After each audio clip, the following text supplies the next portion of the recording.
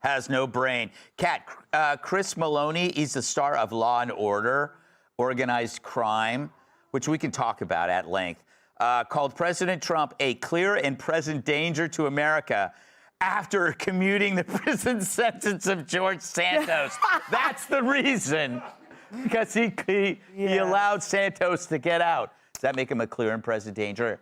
And more important, why is it that we love crime, but we don't like Law and Order? I don't know, because it's like, it's not true crime. Yes, but it's not. But I'm not glad that true crime happens. So Yeah. I don't know. It puts me in a kind of a tough spot. But I will say, it's about damn time that someone in Hollywood has the balls to stand up to Donald Trump. Yes. What a brave man this is. Yes. He may not work again. Yes, I don't know what's going to happen. I have a theory, Tom, that this has to do with having a career in kind of this cheesy police procedurals. Like when you watch my problem with Law and Order is I just know they try to pretend to be surprising, and every time I know who the villain is. It's like the first one they talk to, and then they're like, oh, it's not him, and then it always is. Yeah, it always is. Guys, I did Law and Order. Yeah, I know you did. They're making fun of me. I was the first guy they checked, and he didn't do the murder. Yeah. The secret, though, about Law and Order, Law and Order acting, you just have to keep an activity. You just have to be like, yeah, I saw the guy. He came in here, but, you know, yeah, he was bad news, but I don't know nothing about no murder. Can you do that on TV? Yeah. Now, was that when you played a gynecologist? Yeah, right? I'm drying the bar glass. Can you do it with another? Yeah, they're always drying I've never seen a bartender in real life polish a glass. Yeah. It's only in TV shows. Yeah, you gotta. Oh yeah, this guy, he was tough. You know? Are you wiping your booger rag on the vase? Oh, well, I haven't used it yet today. That was taped. In I'm that using, spot right you there. know what? I'm using this segment, Julie, not to rag on Maloney, but to rag on just law. I don't understand how Law and Order is around, because I don't know anybody who watches it. It's something that if your TV, it's on, you vacuum. Okay, so I actually, in my early days at Fox, I used to spend a lot of time sitting in my office doing nothing because I was a correspondent. I'm sure they're happy to hear that. David Lee Miller was my office mate, and he watched this nonstop. I mean, it was just on all the time. So I have to say, some of the plots were interesting, but I do think it's ironic that this man is obviously not a very good actor if he plays an investigator / law enforcer on Law and Order, and he's now coming out against Trump, who is down and strong on Law and Order. So I think a lot of the Democrats and a lot of the liberal Hollywood elites, I don't consider him an Have you elite, seen but his know what I weird mean. commercials that he does for some kind of supplement? No. Oh, he's like copper. He's like copper bracelets and stuff. Right? Yeah. He's Like a penis enlargement supplement, or like what kind? I wouldn't know. Oh, okay. I have to take the opposite. Like not the one that you do. Like it's more natural. Copy that. Whatever. Another double standard coming out of Hollywood. He is. I actually take a pill to make the rest of my body bigger. Right. That's not working. You should get your money. You should have seen You me. should get a refund. I was gonna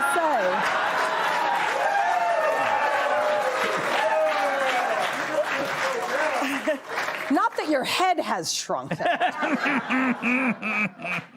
Do they get Law and Order down at the shelter? We do. That's when we know it's time for breakfast. You just hear boom, boom, and everybody gets up.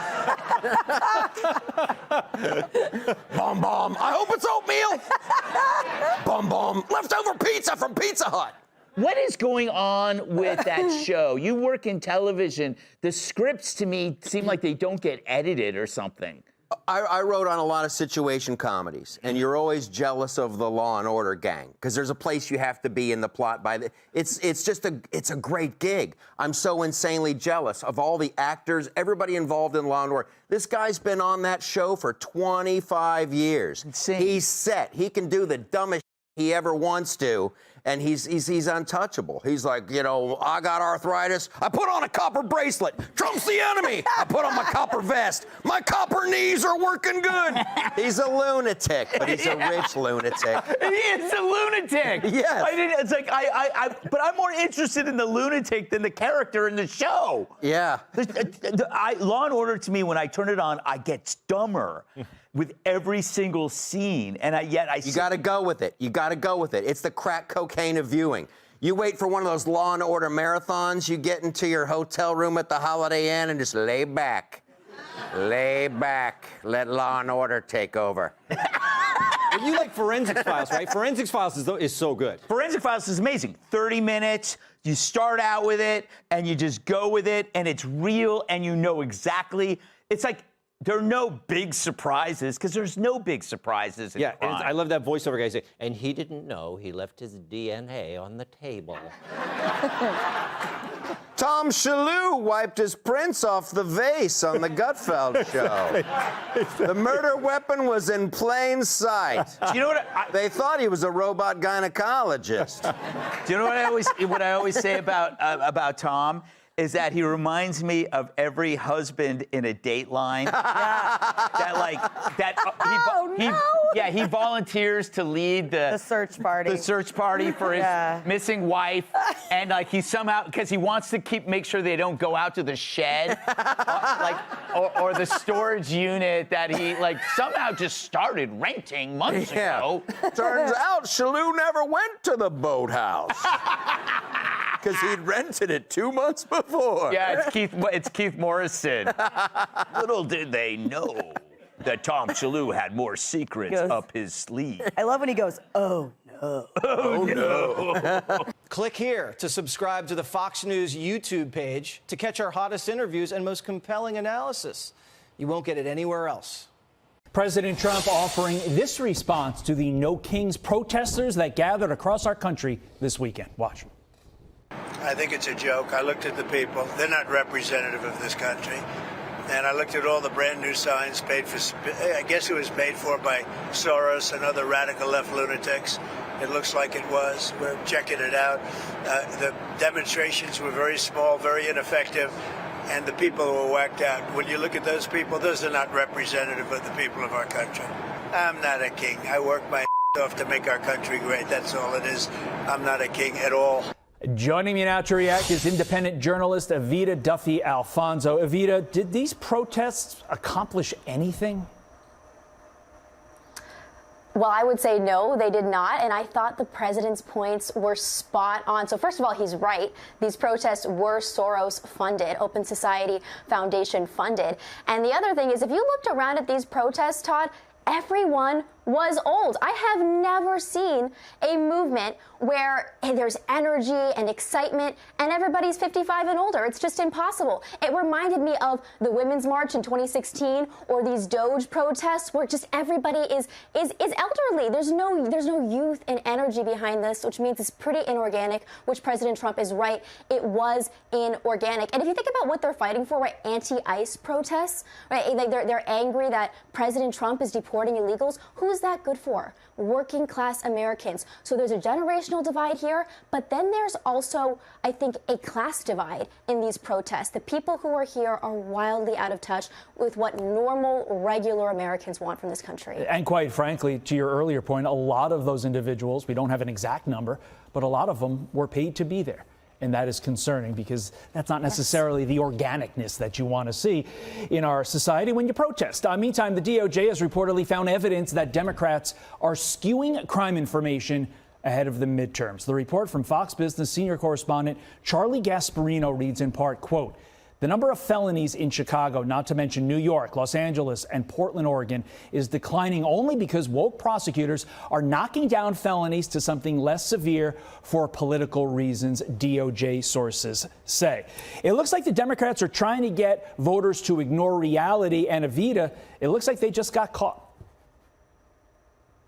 Yes, and I understand why they would want to, because our cities are dying. They are dying. When I was a student at the University of Chicago, which is the south side of Chicago, classmates of mine were pistol whipped on their way to and from class. Classmates of mine were murdered for using public transit. And things have only gotten worse in Chicago. That was the time of Lori Lightfoot. Now we have Brandon Johnson. And what happened in 2020? We were told that law and order is racist. We were told that we have to empty out our psychiatric institutions and our prisons, and somehow that will make social justice prevail in America. And all that happened was that law-abiding citizens have suffered. We have been destroyed by blue city soft-on-crime policies. And I'm someone from rural America. I've always been from rural America. And sometimes people in rural America like to ignore what's happening in our blue cities. We say, that's not us. We have nothing to do with that. And the problem is we can't have a country that is thriving and surviving if our cities are dying. So it matters to everyone. And I'm glad that the DOJ is calling them out for their lies. Yeah, to that point, though, Evita, the DOJ expects the upcoming reports that they have on this study, or what they discovered, will highlight worsening urban conditions, to your point, population flight from blue cities, and the economic consequences that, like you mentioned, impact us all. So, are we going to get any change from the voters? Are they going to stop voting for these politicians that are creating what we see in these cities? Or is it going to be more of the same from here on? I have a big fear that it's going to be more of the same, because if you look at what's even happening in New York right now, what is Zoran Mamdani going to do for New Yorkers, right? He's somebody who's saying we're going to open up government-run grocery stores. We're going to have free public transit, which means that, of course, then they're going to become homelessness encampments. These are people who aren't interested in actually creating solutions for people in these cities. And I unfortunately, it's a sad cycle, but they're going to continue to vote for these terrible politicians who perpetuate the blue city crime, and things are only going to get worse, and the people who know everything's bad are going to continue to flee, and it is a very sad state for America. When you look at Connecticut, you look at Westchester County, you look at New Jersey, the real estate inquiries in those areas, in light of the potential and likely win of Zoran Mamdani, is intense. People are spending hundreds of thousands above asking just to get out of the city. Evita Duffy Alfonso, thank you.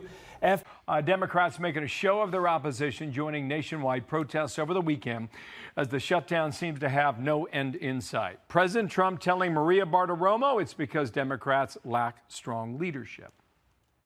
The government is shut down. How long is this going to last? Yeah, look, the Democrats are kamikazes right now. They're kamikaze pilots right now. They have nothing going. They have no future. They have incompetent candidates. Fox Team coverage. Laura Trump, she is standing by. David Spun has a look at the scrutiny over funding for these demonstrations. But first, let's get to Chad Program with the latest on Capitol Hill. Hi, Chad. Dana, good morning. The No Kings rallies across the country did nothing to dislodge the government shutdown. It was progressive political theater. Former House Speaker Nancy Pelosi snapped a crown in half at one rally. Democrats are rooted in their views. And I'm here today to share with you some unsurprising news. We are not on the verge of an authoritarian takeover. We are in the middle of an authoritarian takeover. But Trump has not won. Our democracy is in peril, but it can be saved. It is up to us to save us. The No Kings rallies were a nationwide spectacle. Many prominent Democrats, ranging from Senators Adam Schiff to Cory Booker, took part. Republicans argued that the government shutdown helped them make their point about the No Kings rallies. Now, the protests were peaceful, but there were arrests after demonstrators clashed with police near an ICE facility in Portland. Everyone's predictions about the government shutdown are out the window. You shouldn't ask me because I'm the guy who said it'll only last 5 days, John. But I will tell you, a couple of Democrat senators recently indicated that they think this is going to go till at least the 1st of November. These guys are playing with fire. The Democrats are, especially Democrats in the Senate. Now, Republicans believe that Democrats will feel pressure about the shutdown. That's because federal workers are missing paychecks, and there's a slowdown in government services. The longest shutdown ran more than a month in 2018 and 2019. Dana? All right, Chad, thank you. Major No Kings protests erupting in just about every major U.S. city this weekend, with several Democrat lawmakers speaking at these events, despite criticisms from the GOP that these rallies are just a distraction from the government shutdown. Meanwhile, Fox News Digital reporting the Trump administration is looking into RICO charges against those who are funding these protests. The No Kings movement is reportedly funded by a group of nonprofits, unions, and other groups.